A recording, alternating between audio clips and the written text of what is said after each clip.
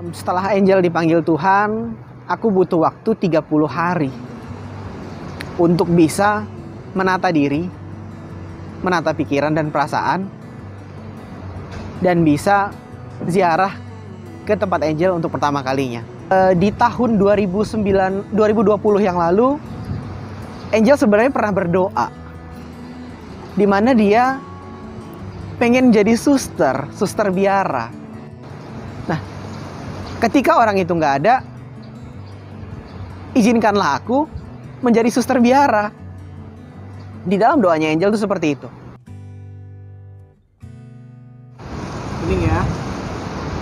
3, 2, 1. Hai pemirsa coklat, aku Deo. Sekarang kalian sedang menyaksikan ceritaku.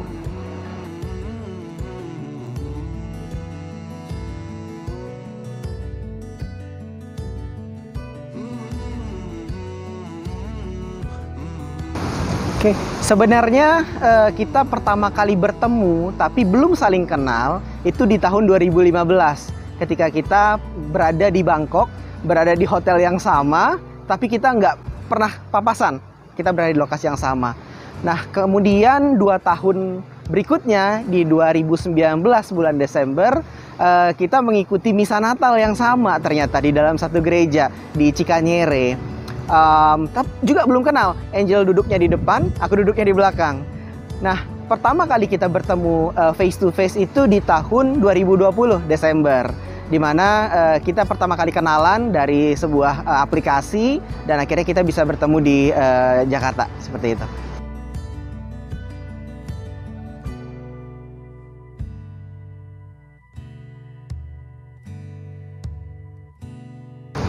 Mungkin ceritanya dari 28 Juni ya, di hari itu kita mengurus semua persiapan yang berhubungan dengan pernikahan. Kita juga udah dapat approval dari Romo. Kebetulan kita rencana pernikahannya di Gereja Santo Matias Rasul di tempat aku. Dan kita udah dapat approval dari gereja, kita udah mengurus foto, kita juga udah daftar KPP dan semua udah selesai lah gitu. Nah, tapi 2 hari setelah itu aku dapat kabar kalau Angel kondisinya kurang begitu sehat. Mulai dari demam, batuk-batuk gitu, kondisinya kurang sehat. Dan waktu itu Angel pergi tes PCR ke rumah sakit. Tes PCR ke rumah sakit dan aku juga ikut tes PCR, tapi kita berada di rumah sakit yang berbeda. Dan aku juga udah mulai gak enak badan sewaktu itu. Nah, akhirnya keluarlah hasil tesnya itu kita berdua positif COVID. Nah, supaya nggak terjangkit ke orang tua, kita langsung take action pergi ke rumah sakit. Ke rumah sakit untuk mengambil obat dan juga di hari yang sama kita pergi ke Hotel Haris di Kelapa Gading. Kebetulan Hotel Haris di Kelapa Gading itu memberikan pelayanan gitu untuk isoman. Nah, kita masuk ke hotel itu di tanggal 3 Juli seperti itu. Nah, di tanggal 3 Juli kita juga seperti biasa saling menjaga. Cuman di hari Senin di tanggal 5 Juli pagi-pagi ketika Angel baru bangun, dia batuk dan batuknya cukup berat. Waktu itu aku kasih minum dan aku cek tekanan oksigennya. Nah, ketika itu menunjukkan 86. Nah, di situ kita panik dan langsung telepon ke bawah untuk dapat oksigen dan hubungin keluarga juga seperti itu. Nah, akhirnya di pagi itu kita bawa Angel ke rumah sakit pakai ambulans. Dan itu posisinya aku juga masih COVID, Angel juga masih COVID. Dan dibawalah Angel pakai ambulans.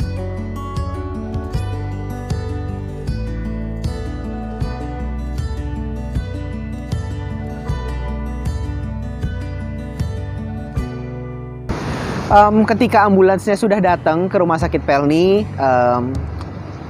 dari ambulans itu memasang oksigen dan juga mengukur tekanan darah dan lain sebagainya. Ketika semua udah oke, Angel pun dibawa pakai ambulans ke rumah sakit Pelni waktu itu.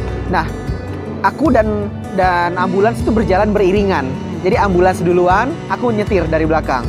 gitu. Sampai akhirnya kita sampailah di Rumah Sakit Pelni.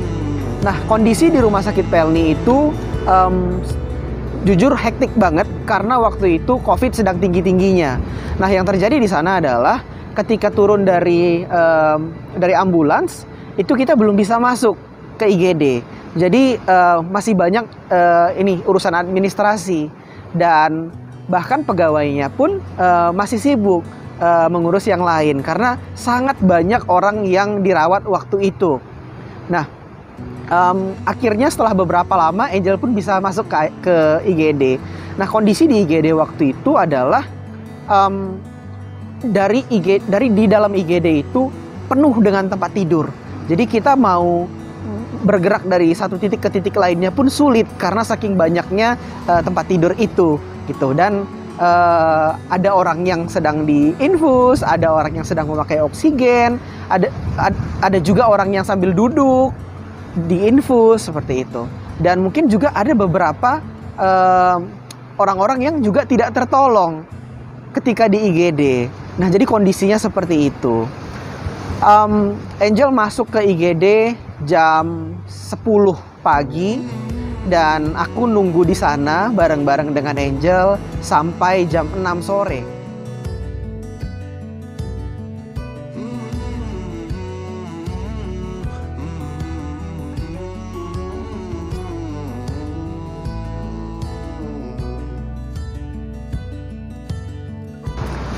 Oke, ketika di ICU, hal yang pertama dilakukan adalah terapi oksigen.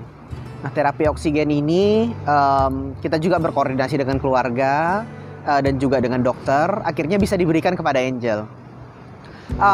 Awalnya terapi oksigen itu bisa berjalan dengan baik. Tetapi setelah beberapa hari, kondisi Angel tidak kunjung membaik. Di mana saturasi oksigen tetap turun dan mulai sesak napas. Akhirnya saya datang lagi ke rumah sakit untuk diskus dengan dokter, dan kebetulan juga ada keluarga Angel juga yang dokter ya, jadi sudah saling berkoordinasi, di mana diputuskan harus memakai ventilator. Ketika memakai ventilator harus ada perwakilan dari pihak keluarga yang datang. Itu akhirnya saya datang lagi ke rumah sakit untuk tanda tangan surat tindakan. Dan itu jujur berat rasanya, dimana kita berada dalam posisi orang yang kita sayangi sedang sakit dan gak ada yang bisa kita lakukan sebenarnya selain percaya ke Tuhan dan percaya ke dokter yang sedang menangani. Hasil CT scan-nya itu yang terbaru dapat, dan Angel itu mengalami yang namanya pneumothoraks, di mana COVID itu menyerang paru-paru secara struktural juga. Dan waktu itu paru-parunya Angel mengalami kerusakan dan harus dipasang selang dan lain sebagainya. Dan itu pun aku kembali lagi ke rumah sakit. Mungkin temannya Angel, Rino dan Kamel, aku juga sempat telepon waktu itu malam-malam ketika di rumah sakit mengabarkan kalau kondisi Angel seperti ini. Dan itu di depan ruang suster aku menangis karena sangat berat rasanya ngelihat kondisinya seperti itu.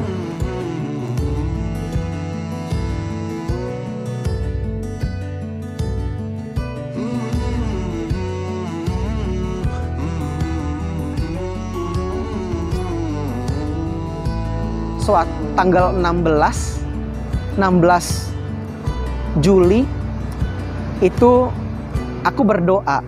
Jadi setiap malam itu aku berdoa. Waktu itu novena 3 Salam Maria setiap hari dilakukan. Dan aku ingat persis jam 11 lewat 40, 11 lewat 30 aku terbangun dari tidur untuk doa. Dan ketika aku bilang, Santa Maria Bunda Allah, doakanlah kami yang berdosa ini sekarang dan waktu kami mati. Amin. Selesai aku bilang amin, langsung dapat telepon video call dari ICU rumah sakit, video call, dan dokter bilang kalau Angel mengalami cardiac arrest, jantungnya berhenti dan masih disorot. Jadi waktu itu pompa jantung, dan kita juga kontak ke keluarga juga ikut di dalam video call itu, kita doakan. Dan di saat itu rasa takut yang paling besar yang pernah aku alami. Aku doa sampai tangan bergetar, sampai menangis. Dan aku juga flashback dari pertemuannya Angel dari awal sampai terakhir.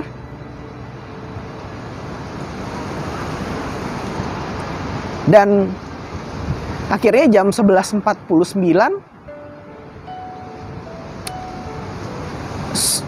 Angel dipanggil Tuhan.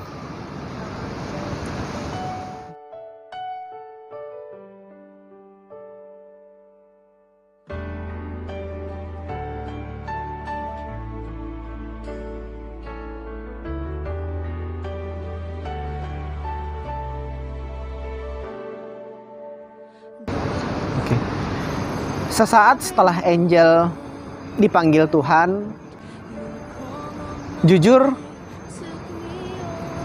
dalam hati nggak terkatakan perasaan aku. Campur aduk. Dan sebenarnya aku bertanya-tanya, Tuhan kenapa Angel? Kenapa sekarang? Kenapa dia?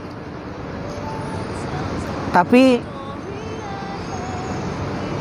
setelah aku merenung, mendengarkan kata hati sendiri, akhirnya aku beranikan diri berdoa dengan suara kencang. Doaku satu, Tuhan, terima kasih telah mempertemukanku dengan Angel. Ke dalam tangan-Mu, kuserahkan orang yang paling aku sayang ini. Cuman itu doaku.